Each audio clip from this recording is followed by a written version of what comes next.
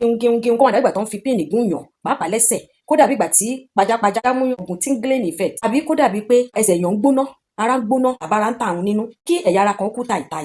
Tí ẹ bá ń bá wa bọ̀ ẹ rántí pé a ti sọ lóríṣiríṣi lónírúurú, a ti sọ oríṣiríṣi nípa oríṣiríṣi àìsàn àìlera, ojútùú wọn, ọ̀nà àbáyọ sí wọn àti bẹ́ẹ̀ bẹ́ẹ̀ lọ.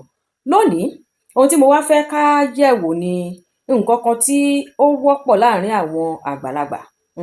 Ó ní í ṣe pẹ̀lú ọjọ́ orí o, ṣùgbọ́n lóòótọ́ lẹ́ẹ̀kọ̀ọ̀kan a máa ṣe àwọn èèyàn tí kò tíì dàgbà púpọ̀ náà. Kí ni a wá ń sọ nípa rẹ̀? Òun náà ni àwọn eléèbó a máa pè ní peripheral neuropathy. Ó jẹ́ àìsàn tó ní í ṣe pẹ̀lú àwọn okùn irin tí ó tò mọ́ inú ara lọ́hùn tí à ń pè ní nerves. Ṣé ẹ mọ̀ pé oríṣiríṣi system ni ó wà lára, digestive system ìyẹn ló ń jẹ́ bí oúnjẹ ṣe ń dà, oríṣiríṣi àwọn system bẹ́ẹ̀. Eléyìí ni nervous system, ni eléyìí ní í ṣe pẹ̀lú ẹ̀. Ó ní í ṣe pẹ̀lú àwọn nǹkan bí okùn tí Ọlọ́run ta yíká ara láti ṣe àwọn iṣẹ́ kan tàbí èmíì kí ìlera ó lè wà ní pípé. Peripheral neuropathy yìí ni nígbà tí àwọn nerves yìí bá ti bẹ̀rẹ̀ sí ní kérora. Ṣé ẹ mọ̀ pé nǹkan tá a sì ń sọ nípa rẹ̀ inú lọ́hùn ló wà o, kì í ṣe lẹ́yìn awọ, kì í ṣe nínú egungun, ṣùgbọ́n gbogbo àwọn nǹkan tí Ọlọ́run ta mọ́ra kí ara bá lè ṣiṣẹ́ dáadáa ni àwọn kinní yìí. Tí ó bá wá ti di wípé nǹkan tá à ń sọ yìí ti wá bẹ̀rẹ̀ sí ní kérora ní wọ́ọ́rọ́wọ́, ká mọ̀ pé ó ti ní bó ṣe jẹ́ ni. Tí èèyàn bá ní ìrora, tí ìrora bá pariwo, tí èèyàn mọ̀ pé ìrora lélẹ̀, tẹ́ni tó ní ìrora àwọn gan tó fi ilẹ̀ pé ara ń ro òun, tí kì í ṣe pé ṣe ni ìrora náà rọra ń yọ ní kẹ́lẹ́kẹ́lẹ́, ṣe mọ̀ pé ó yàtọ̀. Ṣùgbọ́n tí àìsàn tá à ń sọ tá à ń pè ní peripheral neuropathy yìí, ó máa yọ kẹ́lẹ́kẹ́lẹ́ ni, ó máa yọ kẹ́lẹ́kẹ́lẹ́ wọlé. Tó bá tún bẹ̀rẹ̀ sí ní sọ pé òun ti dé o, kẹ́lẹ́kẹ́lẹ́ náà ni. Kì í ṣe àwọn ìrora bíi gbàgbàgbà gbogbogbò bíi ẹ̀fọ́rí bíi ara ríro. Tí èyí bíi kí nǹkan máa ṣèyàn kánnakánná bí ìgbà tó ń fa abẹ́rẹ́ gún yàn, bíi kódà bí ìgbà tí ẹ̀yà ara kan tó gbóná, bíi kíbi kan kú tàìtàì, bíi kó kú tàìtàì tán kó dàbí pajápajá kó tún wá yí, bíi kéèyàn gbẹ́sẹ̀ lẹ̀ kó máa dàbí pé ẹsẹ̀ yóò sí ńlẹ̀.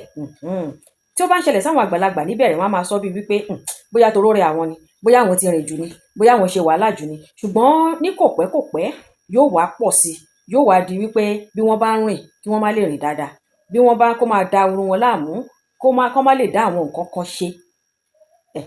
Á ti rí i pé ó ṣeé ṣe kó jẹ́ pé peripheral neuropathy ló ti ń bọ̀.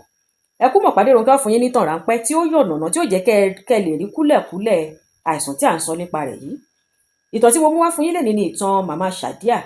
Ìyá Ṣàdíà yìí kìí kú ṣe tó ti dàgbà lọ títí o, ṣùgbọ́n wọn ò tí ì pé wọ́n dín ẹyọ kan ní 90 ọdún 69. Àwọn náà wọ́n ti rìtáyà, wọ́n máa ń rìn káàkiri nínú compound wọn láràárọ̀. Ṣé mọ̀ gbogbo ẹni tí ó ti mọ́ lára kó máa jí jáde, tó bá ti jí láàárọ̀ náà wọ́n ò fẹ́ ṣe nǹkan kan. Ṣùgbọ́n lọ́jọ́ kan ni wọ́n kọ̀ rí pé báwọn ṣe ń rìn nǹkan kan ń ṣe àwọn lẹ́sẹ̀, nǹkan kan ń rin àwọn lẹ́sẹ̀, ó dàbí ìgbà tí àwọn èèrà tó ń rin àwọn lẹ́sẹ̀. Wọ́n sì fọwọ́ gbọn bẹ̀ láì tiẹ̀ tí ìwọ́n kọ́kọ́ fọwọ́ gbọn bẹ̀. Wọ́n rí i pé ṣe àpótí èèrà bá ń rìn yàn lára, tẹ́ bá fọwọ́ gbọn ẹ máa mọ̀ pé èèrà yẹn wà ní abẹ́ ọwọ́ yín, ẹ máa feel èèrà. Ṣùgbọ́n wọ́n rí i pé báwọn ṣe fọwọ́ gbọn bẹ̀ kò sí èèrà kankan bẹ̀. Wọ́n wọlé wọn ò rí èèrà kankan. Kò pẹ́ tún ṣe wọ́n wìnìwìnì náà wọ́n tún wá wò, wọ́n wá rí i pé nǹkan kan ò máa rin àwọn ń bẹ̀, ṣe ló ń rìn wọ́n bí ìgbà tó jẹ́ wípé inú awọ ara wọn ni nǹkan náà ti ń rìn. Nígbà tó dalẹ́ ó tún wá wọ̀ sí, ó wá bẹ̀rẹ̀ sí ní di pé ó ti wá ń pọ̀ sí. Ìyá Ṣàdíà bá pe ọmọ wọn ọkùnrin kan pé ẹsẹ̀ àwọn máa ń ṣe bákan o. Bó tiẹ̀ tún wá dé kókó ni wípé ó tún ti wá fẹ́ máa ṣe bí ẹni tó ń gbóná nínú. Nígbà tó dẹ̀ ti di ìyẹn wá ní kán má wọ̀rí pé ó máa lọ, bóyá nǹkan kan ṣe wọ́n ni, bóyá pajápajá ni. Nígbà tó fi máa tó bí oṣù 3 kan lẹ́yìn eléyìí, ó di pé tí ìyá Ṣàdíà bá rìn kán máa ṣubú. Wọ́n wá tètè gbé wọn lọ sí ilé ìwòsàn nígbà tí wọ́n sì dé ilé ìwòsàn náà rí wípé àwọn nerves wọn ó ti damage nípasẹ̀ wípé wọ́n ní àìsàn ìtọ̀ ṣúgà lára tẹ́lẹ̀, tí ó wá jẹ́ kí àìsàn peripheral neuropathy kó pọ̀ sí ní àgọ́ ara wọn. Wọ́n ṣètọ́jú, wọ́n ṣe ní díẹ̀díẹ̀, wọ́n fún wọn lóògùn tó yẹ kó fún wọn lóúnjẹ tó máa jẹ, oúnjẹ tí wọn ò ní jẹ, wọ́n adjust lifestyle wọn. Ṣùgbọ́n dókítà yẹn wá sọ nǹkan kan tó ṣe pàtàkì lọ́jọ́ náà. Dókítà náà wá wípé tó bá jẹ́ wípé wọ́n ti tètè gbé ìyá Ṣàdíà wá sílé ìwòsàn ni, ó ṣeé ṣe kó má tó bẹ́ẹ̀, ó ṣeé ṣe kí damage yẹn kó má pọ̀ tó bẹ́ẹ̀. Wọn bá ti lè tètè treat ẹ̀, kó tètè ṣe ìwòsàn fún ní kíákíá kó lè lọ. Kí wá gangan ni tá à ń pè ní peripheral neuropathy yìí, àìsàn inú àwọn okùn irin tọ́lọ́run tò sínú àgọ́ ara peripheral neuropathy ó jẹ́ àìsàn tó ní í ṣe pẹ̀lú nerves. Nígbà tí àwọn nerves yìí bá ti bẹ̀rẹ̀ sí ní kérora, tí àwọn okùn tó ń di àwọn ara tó so gbogbo ẹ̀ papọ̀ láti ṣiṣẹ́ dáadáa yìí, tí wọ́n bá ti dábẹ́, tí nǹkan bá ti ṣe wọ́n, tí wọn ò bá wà bó ṣe yẹ kí wọ́n wà mọ́, torí wọ́n ní bá ọpọlọ ṣiṣẹ́, wọ́n bá eegun ẹ̀yìn náà ṣiṣẹ́, ṣẹ̀mọ̀ pé gbogbo ohun tó gbé ara dúró, tó ń jẹ́ kí function ara kó lọ déédé, nervous system yẹn gbogbo ò nìyẹn. Àwọn nǹkan tí ara ṣe ń function, tára ṣe ń ṣe bó ṣe yẹ kó ṣe nìyẹn. Nerves tá à ń sọ yìí, àwọn irin, àwọn okùn tí Ọlọ́run ta sára tí à ń sọ yìí, àwọn ni wọ́n wà ní àkóso sensation, kéèyàn feel nǹkan, kéèyàn touch nǹkan, kí nǹkan kàn yín kẹ́mọ̀ pé kíní ìgún mi ni, kíní ìta mi ni, kíní ìhà mi ni, kíní ìjà mi jẹ ni, kíní ìgbóná, kíní ìtutù, eléyìí ń dùn mí, eléyìí ò dùn mí. Sensation iṣẹ́ titi wọn ni, àwọn ni wọ́n máa jẹ́ kẹ́ mọ̀ pé nǹkan bẹ́ẹ̀ òun ṣẹlẹ̀ lágọ̀ọ́ ara yín. Àwọn náà ni wọ́n ń jẹ́ kí á máa rìn dáadáa, torí wọ́n wà nínú wọ́n ń ṣiṣẹ́ nínú muscle control. Agbéka ó ṣe é gbé, agbápá ó ṣe é gbé, agbẹ́sẹ̀ ó ṣe é gbé, iṣẹ́ tiwọn náà ni o.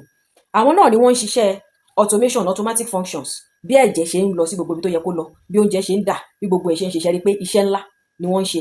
Wọ́n sì dàbí okùn tí wọ́n so káàkiri lọ sínú ọpọlọ, lọ sí eegun ẹ̀yìn, káàkiri ara ni. Òun là ń pè ní nervous system.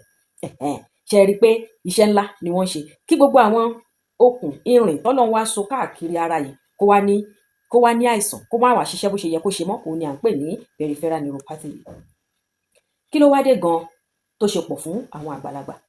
Nǹkan tó ṣe pọ̀ ní ara àwọn àgbàlagbà ni pé tí èèyàn bá ti ń dàgbà, àwọn nǹkan tá à ń sọ nípa rẹ̀ yìí, iṣẹ́ wọn á máa lọlẹ̀. Bí iṣẹ́ wọn bá ti ń lọlẹ̀, ẹ̀jẹ̀ kò ní lè flow bó ṣe yẹ kó flow. Bí èèyàn bá ti ń dàgbà, ẹ̀jẹ̀ lè má flow bó ṣe yẹ kó flow. Mo sọ nígbà tí mò ń sọ nípa ẹ̀jẹ̀ ríru lọ́jọ́ kìíní àná, mo ní tí a bá mú ike omi, tá a mú ike oyin, tá a ṣí méjèèjì, tá a dorí rẹ̀ kodò, kí á lomi máa dànù. Ṣùgbọ́n oyin kọ̀tọ̀kọ̀tọ̀kọ̀tọ̀ ló máa ṣe. Nígbà míì, bí ẹ̀jẹ̀ àwọn àgbàlagbà ṣe ríre, circulation yẹn ti wá reduce. Àwọn àìsàn oríṣiríṣi, torí pé immune system wọn ti lọlẹ̀, àwọn àìsàn oríṣiríṣi ló lè wọlé sí wọn lára. Lára àwọn ìdí tí ó ṣe pọ̀ fún àwọn àgbàlagbà lèyí. Kí wá gangan ni àwọn nǹkan tó máa ń fa àìsàn yìí? Nǹkan tó máa ń fa àìsàn yìí ni àwọn èèyàn tí wọ́n bá ti ní àìsàn ìtọ̀ ṣúgà tẹ́lẹ̀, tí ìtọ̀ ṣúgà ti ṣe wọ́n fún bí ọdún mélòó kan, lẹ́yìn tí wọ́n bá ti dàgbà, ó ṣeé ṣe kí wọ́n ní. Èyí gangan ló common jù, èyí ló wọ́pọ̀ jù nínú gbogbo àwọn èèyàn tí wọ́n máa ń ní àìsàn yìí. Eléyìí ló wọ́pọ̀ jù. Ẹlẹ́ẹ̀kejì ni oúnjẹ kéèyàn má jẹ oúnjẹ tó dára tó. Tí oúnjẹ téèyàn ń jẹ tí kò bá dára tó, ó ṣeé ṣe kéèyàn ní àìsàn yìí. Tí oúnjẹ téèyàn bá ń jẹ tí kò bá ní vitamin B12 nínú, tí ò ní vitamin B6 nínú, tí ò ní vitamin E nínú dáadáa, èèyàn lè ní àìsàn yìí o, téèyàn bá ti dàgbà. Ẹlẹ́ẹ̀kẹta, ọtí mímu, kí wá ń ṣọtí mímu téèyàn mu lágbà o. Ọtí téèyàn ti mu lọ́dọ̀ over time, téèyàn ti mu nígbà téèyàn ń dàgbà bọ̀. Àwọn tí mímu yìí wọ́n máa ń damage nerve yìí gidi gan ni. Alcohol, ọtí, ó máa ń damage ẹ̀ gidi ni. Kò sì wá ní jẹ́ kí ara kó gba vitamin wọlé bó ṣe yẹ kó gbà wọlé.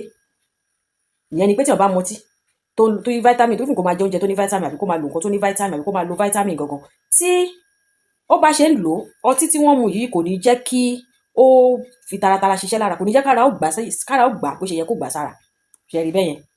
Ẹlẹ́ẹ̀kẹrin ni infection.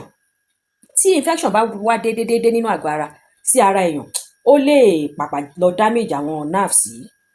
Tí infection tó ń wá léraléra, tẹ́lẹ̀ tí infection wá lè ní tó ń lo antibiotics fún, tó tún wá lọ́la, tó tún ṣe nǹkan fún, ó lè bẹ̀rẹ̀ sí ní damage nerve. Ìkarùn-ún ni àìsàn inú kíndìnrín. Ṣé àmọ́ pé tí àìsàn bá ti wà nínú kíndìnrín, ó máa jẹ́ kí àwọn toxins kí wọ́n build up gidi gan. Táwọn toxins bá ti build up, wọ́n á ti build up wọ inú nerves yìí, á wá affect àwọn nerves yẹn, kò ní jẹ́ kí wọ́n lè ṣe dáadáa bí wọ́n ṣe máa ṣe dáadáa. Lẹ́yìn èyí ni àwọn oògùn kan náà tún wà. Àwọn oògùn kan wà tó jẹ́ pé téèyàn bá ń lò wọ́n léraléra, ó máa ń damage nerves. Ṣé wá rí wípé wàsá kọ́ kékeré kọ́ ni ọ̀rọ̀ peripheral neuropathy.